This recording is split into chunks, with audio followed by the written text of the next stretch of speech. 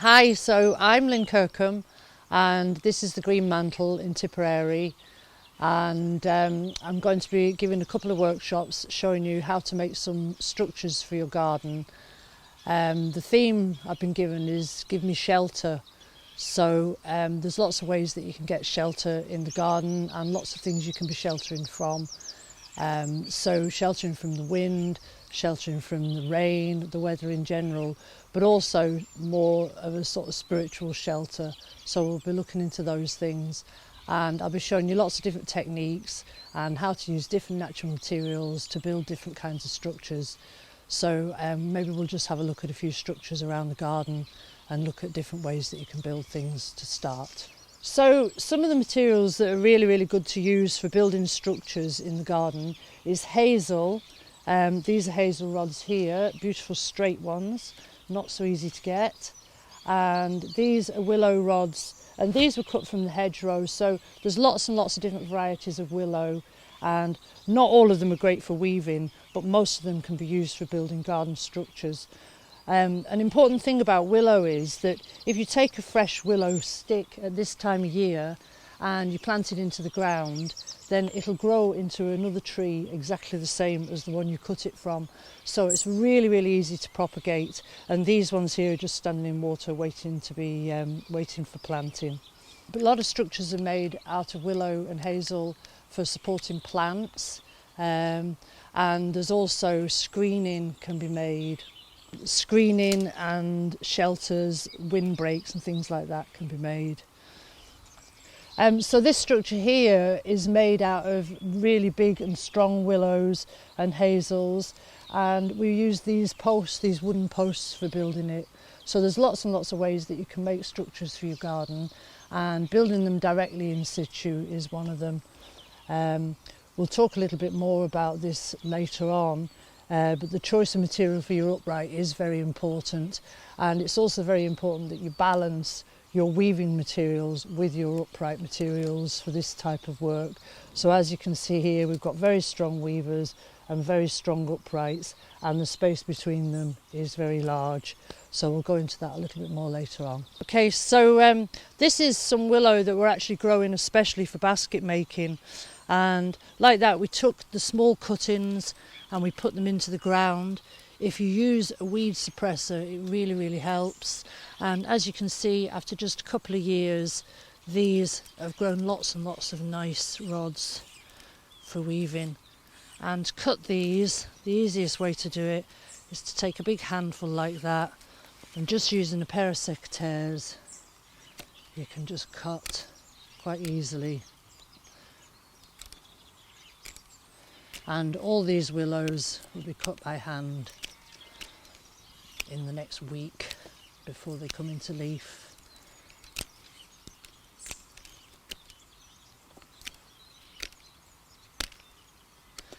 And the willows grow back every year, so these are completely sustainable materials, and they can easily be grown, and you get more every year, in fact. So leave your stumps nice and clean.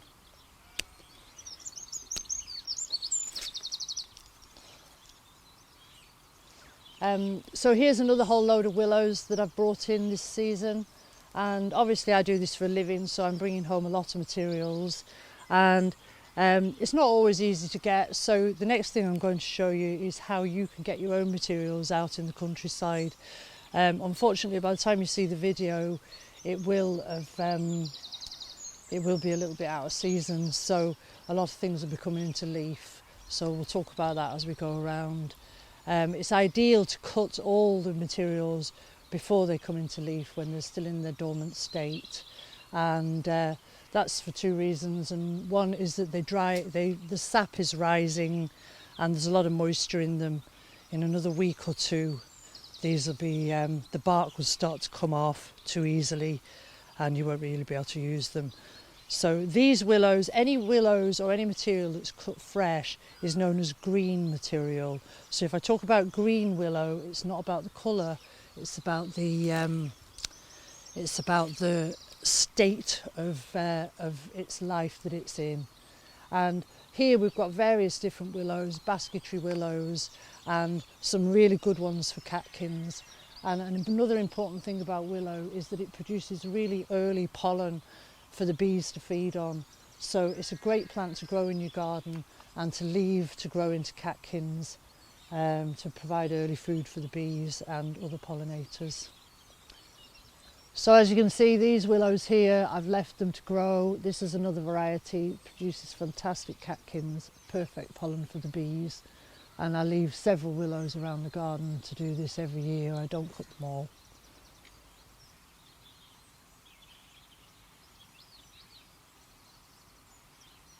Okay, so I'm just going to talk a little bit about where you can get willow out around in the countryside.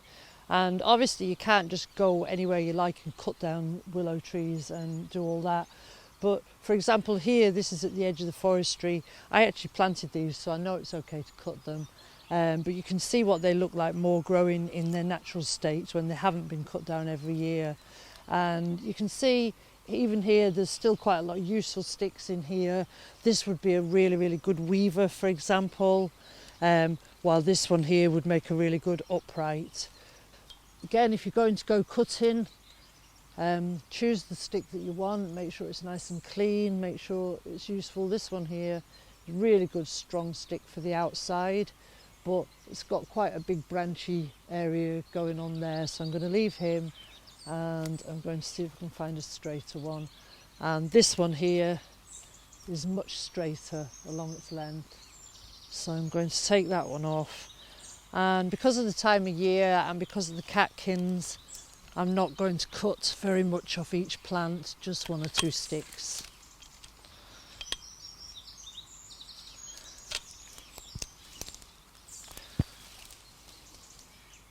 So here now we've got one good straight stick which would be really good for a structural piece, and if we take these off we've got several pieces that we can use for weaving, so nothing's wasted.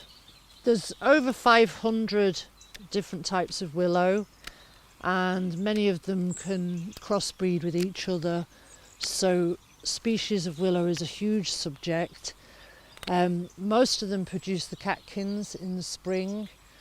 Some of them are good for animal fodder and some of them the animals won't eat. So there's willows that will grow by the coast and willows that will grow in mountains and willows that will grow into huge trees. But the ones we tend to use are these ones that produce the nice straight shoots if they're cut regularly. So I'm looking here now for a good weaver. I'll take one or two good weavers from this tree.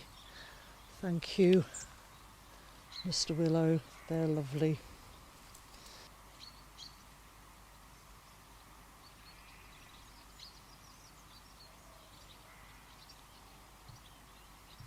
So you can often get hazel around in the hedgerows, and it is a good idea to ask the farmers if you're going to go cutting around the hedgerows. But a lot of the hedgerows are being cut anyway, and sometimes you just have to rush to get there before the machines do. So this hedge was cut, this was cut last year, and this hazel is just 1 year's growth, and these would make really good weavers for any kind of a structure. So you can take these and you won't be doing any harm, and really what you can usually reach from the roadside, really you don't really notice it in the scheme of the hedge. So I'm just going to take a few of these nice strong ones, and a bit of eye protection would be good for this job too.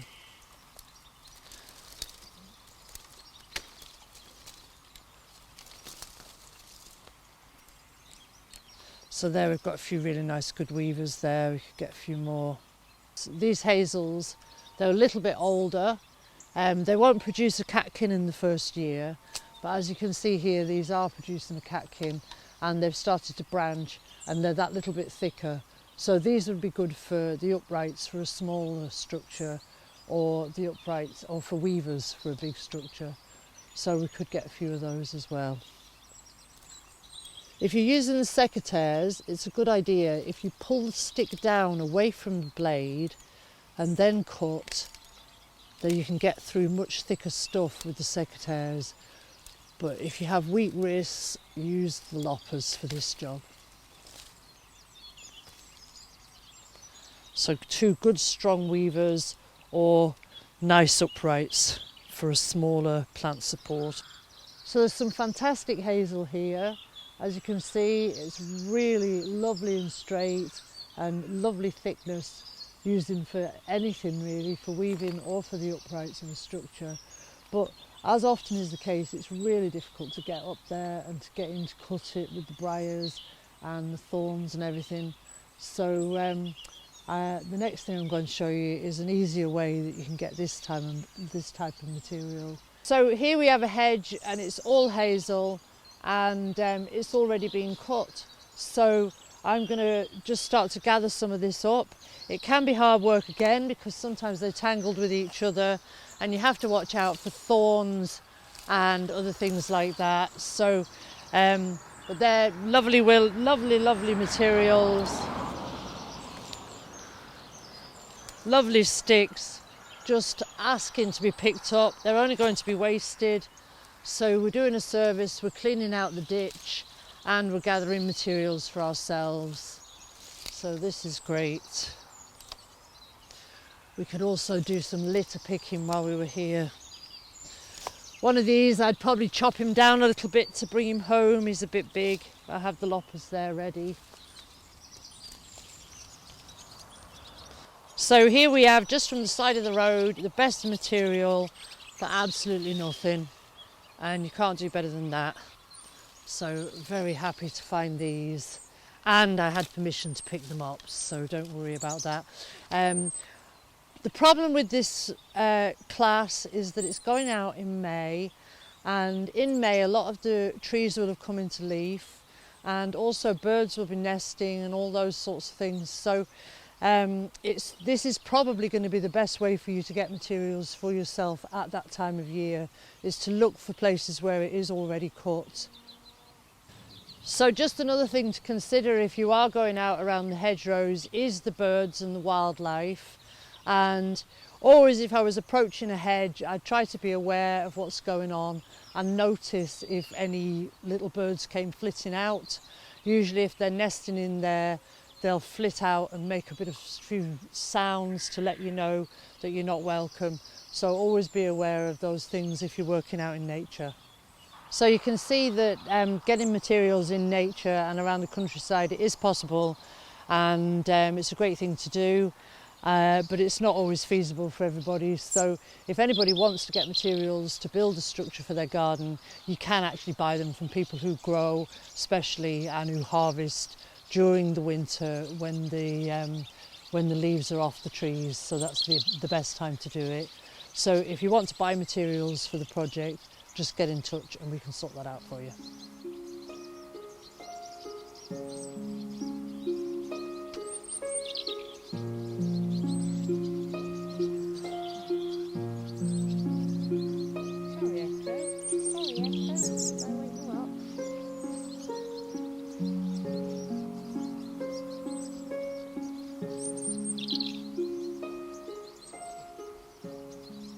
Okay, so first, before we start, I thought I'd introduce you to some of the tools that we need, and it's very, very simple. And one of the first things that attracted me to working with natural materials and basketry was that the tools are so simple. And basically a good knife, I do recommend these wooden French knives. They're very good value, they come in all different sizes, Opinels, really good knife all round for all kinds of jobs. Remember there's a lock on them, that you can close the lock like that, and you must do that to make them safe. The second tool is a good pair of secateurs. Again, I'm not on commission, but the Felco's are the best on the market. I've been using them for my entire career, and they have a lock too, so you must squeeze the handle and open for those to work. And you can get the blades refurbished, and they're very easy to keep sharp. So again, these are probably 10 years old, and they're my good pair. A good pair of loppers. There's lots of different ones on the market. They need to just have a wide jaw so that you can cut big enough stuff. And I'll be showing you some techniques for how not to hurt your back and your elbows using those. And then a simple tool for beating down your weave and for making your weaving tighter, or for knocking sticks into place. This is a beautiful handmade one that I've had for years, but a little piece of wood will do the same job. And on the cheat factor, sometimes we're struggling, we've only got one pair of hands. You can get a nice roll of masking tape or insulation tape. These are really, really useful for holding things temporarily, or even to use decoratively if you want to. And that's it. You can pretty much make most of the structures that you'll see around in the garden, and most things out of willow and hazel can be done just with these few simple tools. So here's some lovely hazels that we got out the ditch there, and very delighted to get these. They're really good, and these are the thickest ones of the long ones that we had. And the first thing that you really need to do to prepare them, sometimes the ends have been smashed like this by the machine, and it's good to have a nice clean end if we're going to try and put them into the ground, which is what we're going to do with these.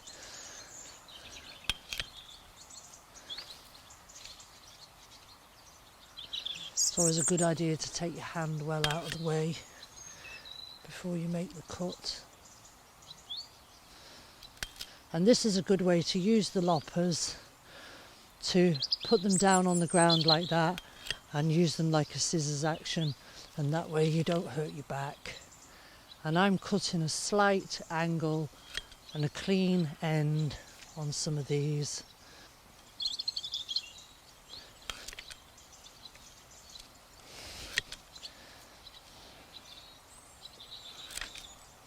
So one thing I always do is pick up all these bits, because A, they make really good firing, but also if they're left on the ground they can be very, very dangerous like this. You can easily slip and fall on them. So always clean up as you go along. So one way of building a structure, and a really, really good way, is to build it direct in the ground. And I've marked the place here. I've used a hose pipe to get my shape. And I've marked where I want my upright sticks to go with these yellow sticks that have gone in the ground. You will need another tool for this job, and this is literally just a bent piece of about 10 or 12 mil steel tube. It's got a slight angle cut on one end and a bend on the other. The simpler the better, and the easier it is to use. And all you do here is put that in, and like this you should be able to make a nice deep good sized hole even with the narrow bar. And I'm going to choose some of my best hazels for the front here, because this is going to be ultimately the entrance. These don't need to be really, really firmly, deeply into the ground. It's the weave that will hold it, but they do need to be firm enough that they stay in place while you're working on it. So it can take ages to mark this out, so I measured this in advance so I know. And I've got bigger spacings here. I've got about 8-inch spacings here. And I'll be using quite strong weavers, so I'm going to be choosing the thickest of my hazels here to work with for my uprights. This is quite hard work, so take your time.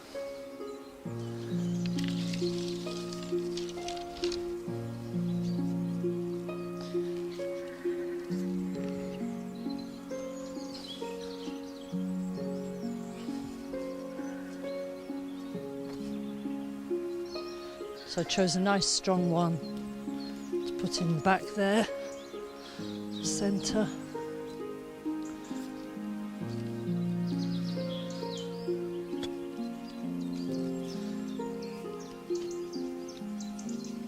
I think this structure's just got 16 main uprights, but we will be doubling some of those up later for extra strength.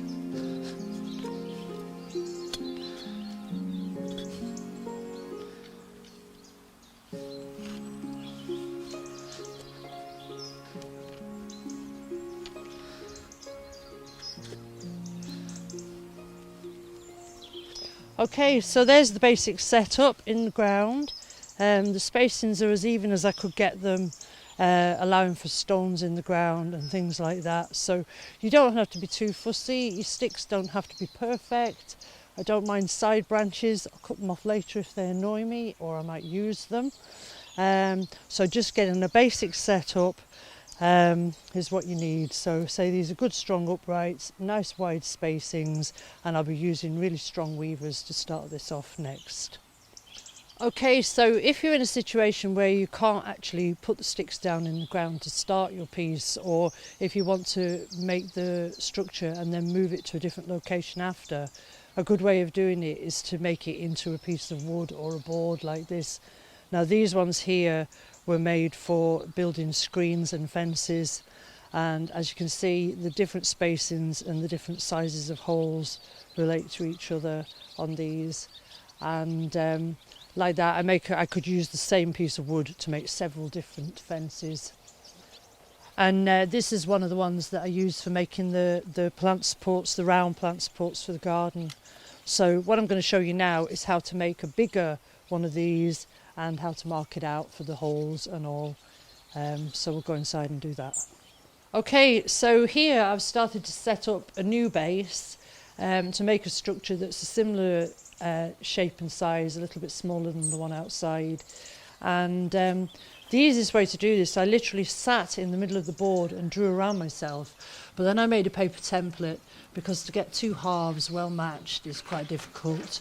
So I drew one half and then I folded in half and cut out the shape, and that way you get both sides matching.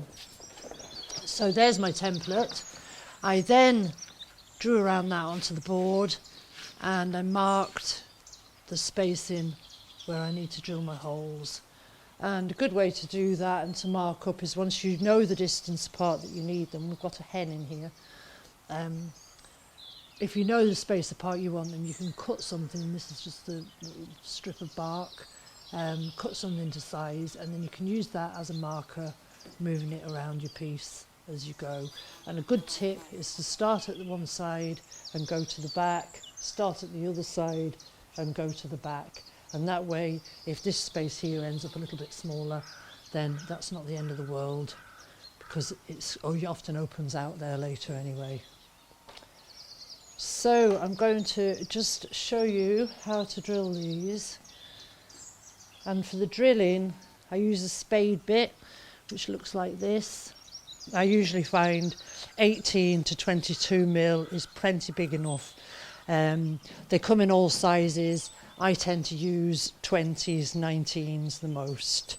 That's sort of size of sticks that are good for the uprights. So I actually don't need my template now, so I'm going to get that out of the way. And I've got some gloves on and my safety goggles. So I'm going to place that on there and make sure it's solid, make sure it's firm. 2 hands on the drill. Oops.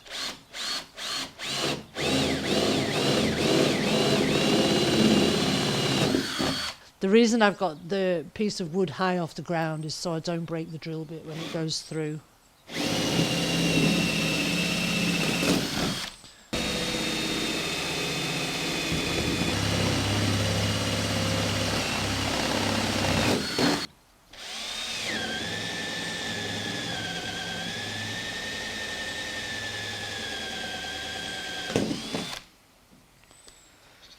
Okay, so as I say, if you don't feel confident to make something like that yourself, or if you don't have the equipment, you could ask a local carpenter to do it or someone. It's a very small job, and really you can use anything for your board at all. It's just you need to make sure that the reinforcements on the back are not in the same place as your holes. So the back here, this was a painting, and the back has been reinforced off centre like that so that it wouldn't be in the way of the holes. You do need your base to be a little bit off the ground so that the sticks can go through it when we start. I'm just going to carry it outside like this.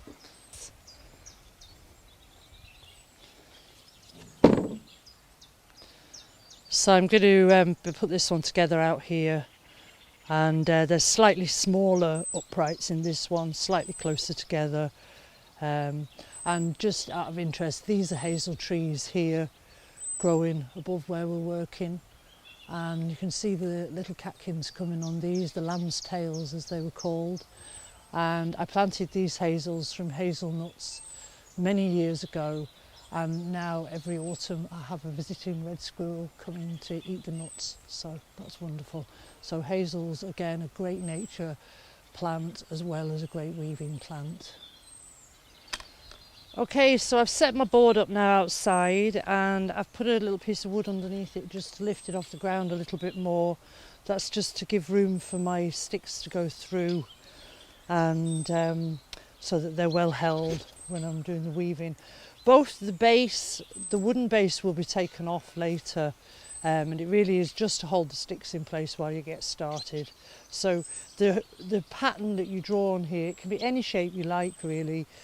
Just bear that in mind. You can draw on, you know, you can put your holes anywhere you like, make any shape or size you like using this method. It's good to have your loppers handy for this job and some string ready for the end.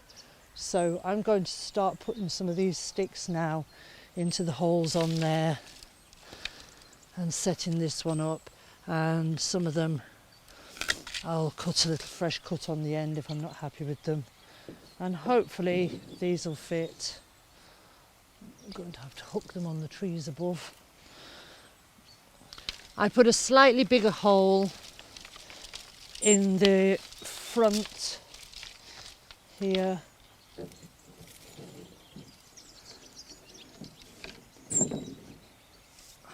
and a slightly bigger hole at the back as well.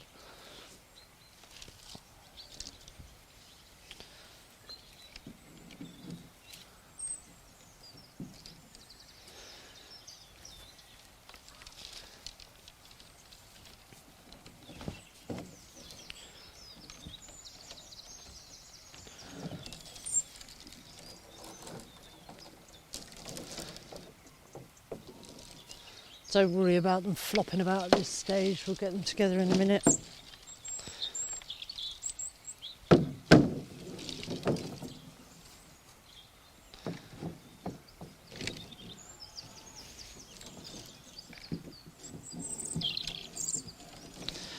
Okay, so I'm running out of sticks that actually fit the holes now, but that's not a problem because all the sticks get thinner as they go up their length. So all I need to do is cut a little bit off the end, and hopefully that'll then fit perfect. Now, to hold these in place, good old baler twine can be very useful here, and just part way up, trying to keep the sticks in order. Just going to come around to tie this on.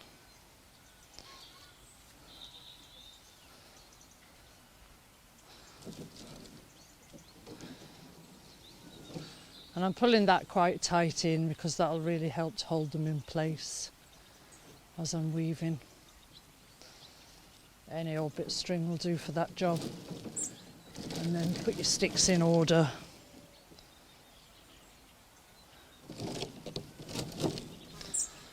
So that's two different ways that you can set up for working on a structure. One is putting your sticks into a base like this, and one is putting sticks into the ground like the other way. I say the pattern on the ground or the pattern in your board doesn't matter. It's the important thing is the spacing between them, and that you have the spacing and the size of your holes in relation to the sticks that you've got.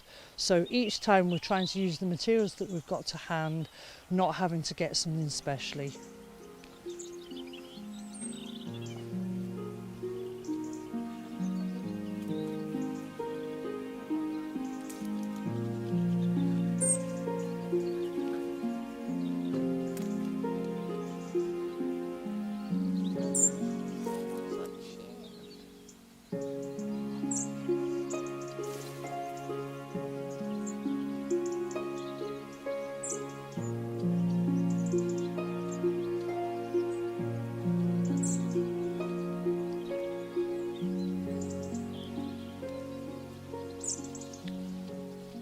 Okay, so at this point in time it would be a good opportunity to clean up any little branches or bits that are sticking out just on the lower parts of the sticks, because they will get in the way when you're trying to do the weaving, and if you're learning it can make things a little bit awkward.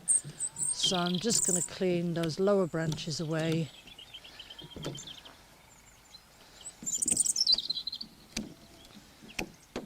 So I'm not worried about the sticks being a bit wobbly at this stage, because this first weave that I'm going to show you will hold everything in place nice and firm. Okay, and here I've got some willows ready. Now some of these are going to be way too big. These are a mixture of willows as they came off the plant. This would be much too big for weaving here, because as you can see it's the same thickness as some of my actual uprights. And some of the willows would be too small. I wouldn't try and weave something as short as this into a structure of this size. So it's a case of getting some of the nice long medium-sized ones out of the bundle, just sorting through them as I go. It's not really crucial, you can reject as you go along as well. I just want a nice good handful to start. I'm going to start right at the back here, in the centre here. I've got a little old cushion here to kneel on for the old knees. And I'm just going to start by first of all laying a stick in, and I'm going to leave a good long piece hanging out there, it doesn't really matter how much. And it's just gone in one space and out the other. And this one is going to go next to it, underneath and out in that space there. And this is the beginning of a weave called pairing, and it's called pairing because there's two weavers, and these weavers are going to wind around each other. But when you're making a bigger structure it's a little bit more complicated, because you have to continuously join to allow for the fact that we're working with relatively short pieces of willow. Willow is, the longer it is, the thicker it is. So if it's really long, it's invariably too thick to weave with. So we need to choose this good sort of size and do lots of joins as we go along. So I'm going to join straight away into this weaver here, and I'm going to call this the back one. And this is now going to go over the other one, behind an upright and out in the next space along. And that's the first stage of the weave. This weaver is now finished with, and I'm going to weave with the other one. I'm going to join by going underneath, and then I take those weavers there and I come over the other one, behind an upright and out into the next space along. And even these two weavers added together are still a little bit light for this gap here and the size of these. So I'm going to join again straight away. So I lay in a new one with the one I'm about to weave with. And you don't need to stick it right through like this, wasting stick. Just lay it so that the end is behind an upright. And then you take this weaver over, behind the upright and out. And this work is quite physical, and you do have to keep moving around the piece, so it's quite hard work. So this one's now got 3 elements in it, so I know I've got to join into this one. The 2 bunches of weavers must try to be the same thickness as each other. So I take the back one over the other one, it overtakes and comes out in the very next space along. This time I'm not going to make a join just now. I'm going to go over and back, and I'm going to go over and back, and time to make a join again. Lay in the new one and weave that whole bunch over the other one, through the same space and out in the next space along. Lay in the new one, make the weave.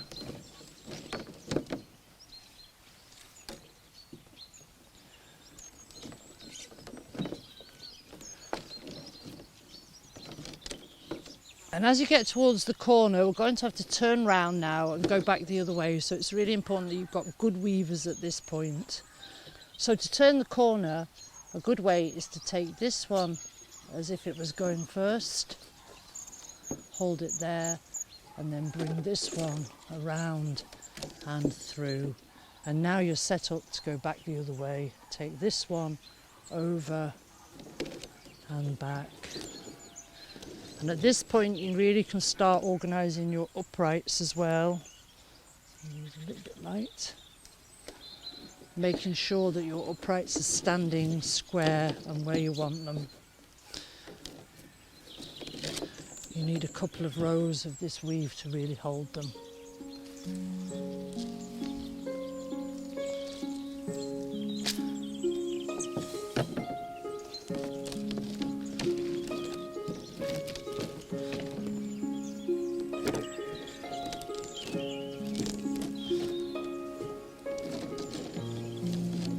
Okay, so I'm not joining every single time, but I'm joining quite a lot of the time.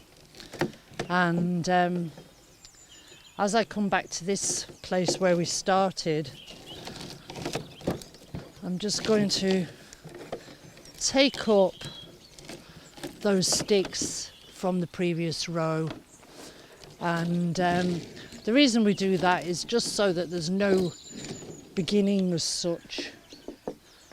When you go to take it out of the board, those ends won't unravel. So they're now woven in to that first round. And away we go. So one of my weavers just broke there at a crucial point, but it's not the end of the world because you can always feed a new one in. And I've deliberately taken quite a strong one here, and I'm just going to feed it back into the weave like this and finish it on top there. And that gives me a nice strong one here to go with again there. So you're always joining into the one you're about to weave with. It always goes through where the other one came out and out in the next space along. Try not to squash the daffodils. So to turn the corner again, if you take the top one around, sometimes if the willows are a little bit cracky, which they are when they're very fresh like these, it can be a good advice to take one at a time like this, nice and slowly. And oh, that one went, never mind. I would be very surprised if this one goes around, it's so thick. Bringing him around, you see I supported him with my fingers as I pulled him around. Oh, another one of those went.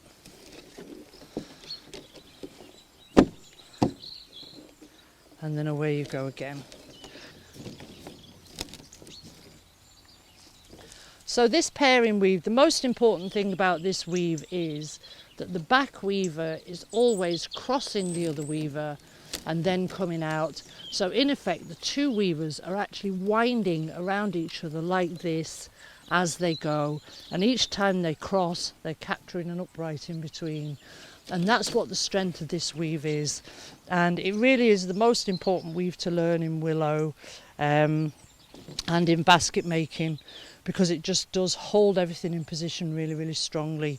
And 2 or 3 rows of that weave is good enough for a basic plant support or for a basic structure that will hold it, and then you can go into more simple weaves and other ways of building. So I'll just finish out this weave now, and then we'll think of what else we can do on this piece.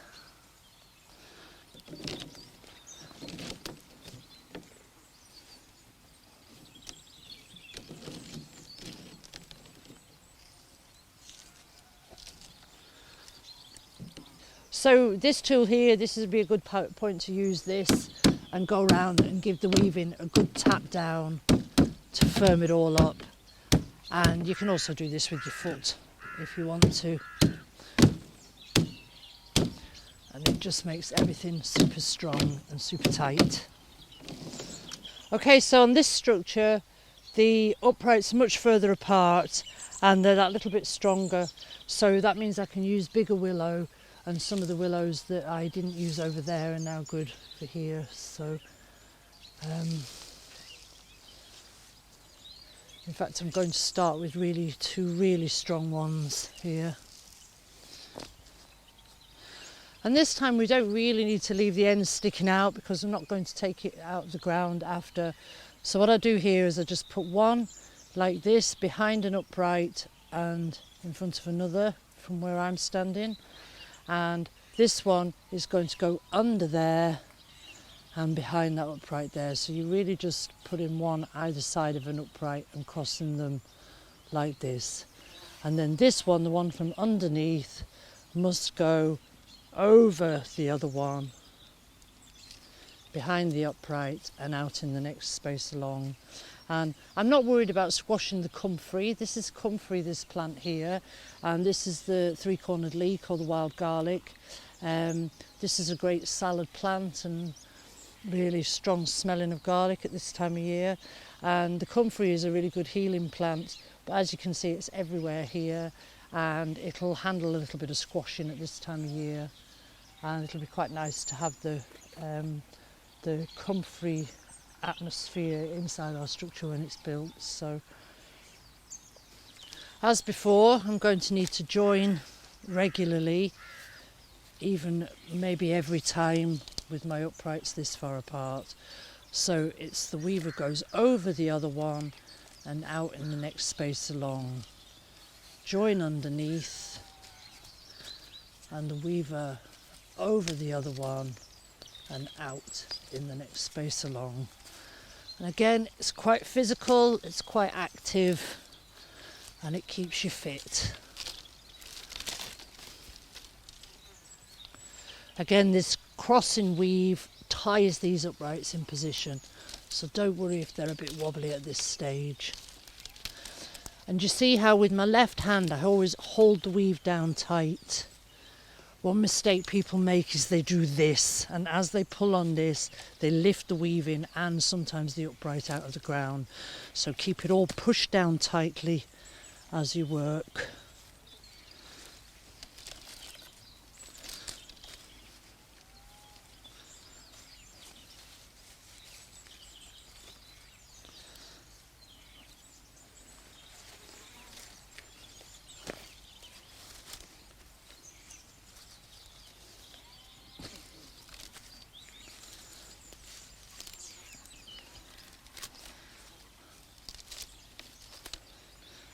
And away we go again in the opposite direction.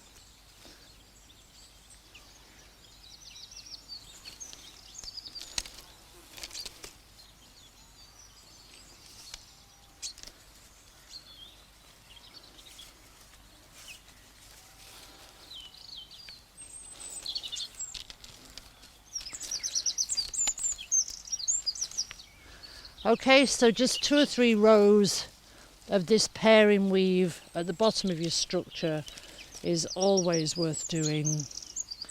And I'm going to weave away now, and hopefully we'll see you all again next week for the next stage. Thank you for watching.